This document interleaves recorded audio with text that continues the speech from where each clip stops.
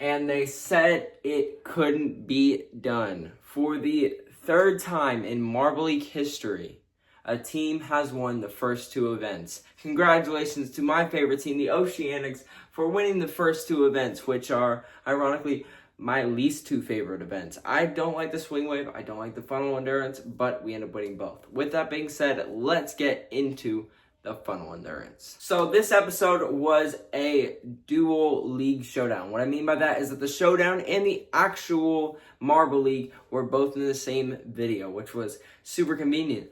So we get to talk about both, and there's not a lot to talk about in the showdown because the Oceanics are in the showdown, so there's not much for me to talk about in it. I will list off a few things that I thought were important. First of all, the Thunderbolts' performance in this event was exactly like their career has been. Started out really good and then just crashed. Like a first place in the first round and then an 8th place in the final round isn't something to be very proud of. But hey, at least you won something. Unlike the Minty Maniacs, which got 0 points in the entire event. I mean, somebody had to get 0 points, and I guess maybe the same team that got last place in the qualifier round should be the one to do it. But if you're a Minty Maniacs fan, I am not feeling happy right now. Another team that shouldn't be feeling very happy is the Crazy Cat's Eyes. The 12th place in the showdown is not where you guys would be expecting to be a year from now. And you guys would probably thinking you'd be leading the Marble League at this point. I mean, 2 events into the Marble League is something that the Crazy Cat's Eyes can do pretty easily.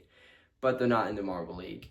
Anyways, well, the favorite moment of mine of the showdown was when Team Primary almost won the funnel endurance if it wasn't for the Wolfpack giving the Chocolatiers a bump. And that bump was so significant that it helped them get first place over Team Primary, which if the Wolfpack were to ever actually try any chocolate, they would die. So moving on. The final note that I have is that the podium was very mid. That's all I gotta say. The Hazers, the Indigo Stars, which are the definition of mid, and then the Turtle Sliders, which actually are bad. They're not mid, they're just bad. Those three all were in our podium, which is your average podium. But you would think that the Crazy Cat's Eyes would be dominating this, but they didn't.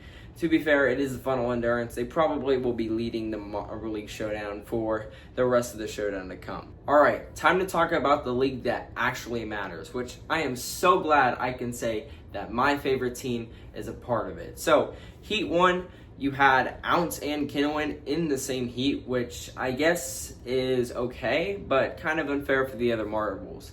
The marbles that probably suffered most in this heat were the Limers.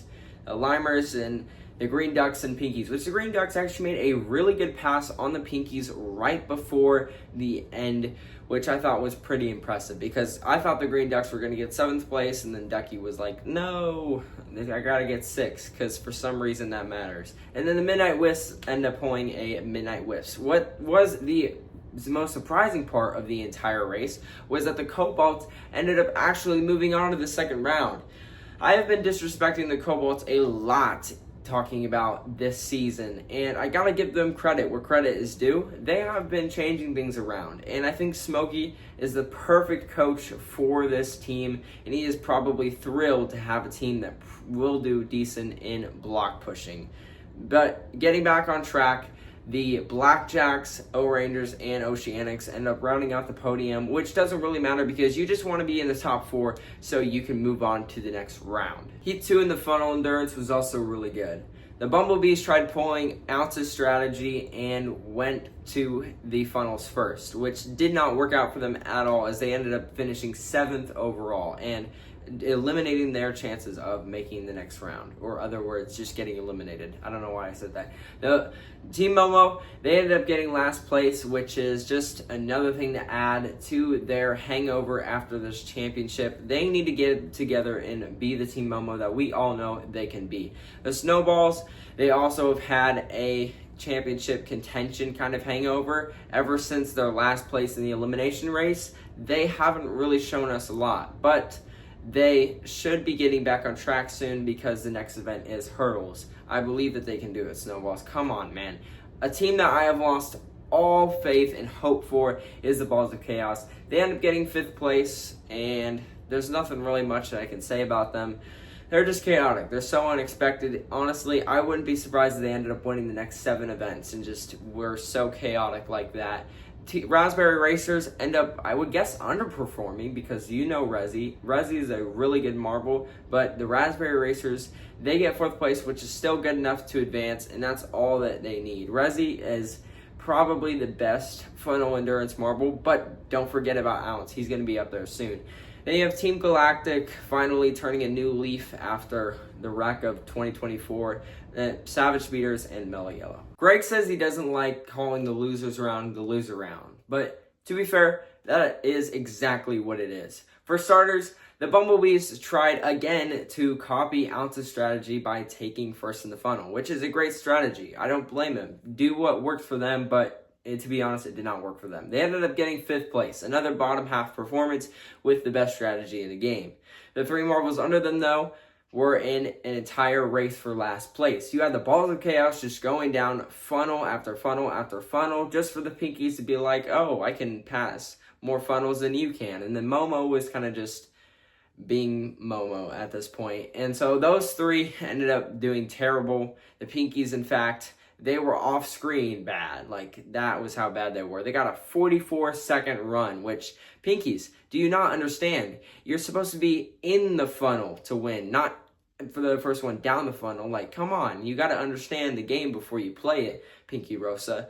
And so the Midnight Wisps end up being the Midnight Wisps. The Limers prove that they can get a bronze in the consolation round. The Snowballs, why did you pick Snowfall to be the one for funnel endurance? You know they're just going to live up to their name. And Ducky, congratulations. You were the only competent marble in that heat. So you get 9th place. The final heat of the funnel endurance was everything you could have asked for. For starters, the Oceanics, they were the first team into the funnel. They basically just told the Bumblebees that, hey, you got the right idea, but you just have the wrong team. Speaking of the right marble, though, the O-Rangers, their marble in Kinoen, he is something special when it comes to the funnel endurance. First of all, he was in a 3v1, held on for like 5 seconds before he got pushed into a funnel where he would go from 8th place to almost 1st, battling out everybody in that funnel. It was so great to watch. In 8th place was the Blackjacks, probably the only team that didn't deserve to be there, but I mean, Heart is okay, better than the consolation marbles. In 7th place, we had the Raspberry Racers, and there's a reason why I needed to tell you that Resi was a good marble, because they didn't live up to their expectations this event, but they still had a decent performance. The Savage Speeders barely edging out the Cobalts. Come on, man. It's like the team that everybody roots for versus the team that everybody roots for their downfall on. The Cobalts, they ended up not being able to pass the Savage Speeders, but they did good enough. In 4th place was Mellow Yellow. 3rd place, Team Galactic. Congratulations, Team Galactic. You only took 2 events to get a podium, not 16 like last year. In 2nd place was the O-Rangers.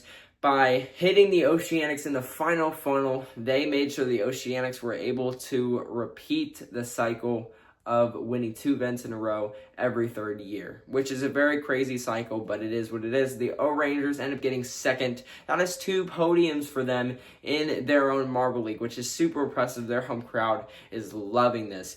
The Oceanics, that is 2 golds in a row. That's also an impressive performance. I know I am loving this, and this has been a great 2 events so far, getting the boring ones out of the way, and the 3rd event will be the hurdles. But tell me what you thought in the comments below. Tell me what teams you think might do really well in the hurdles. Tell me what teams you think will do really bad in the hurdles. There will be no showdown for the hurdles, but I will still be recapping every single moment of it. And I'm thinking of doing more so like a heat by heat recap instead of a team by team recap for the videos, just so we can methodically move along with it, and I have tape to go along with my commentary. So I will see you guys in the next video.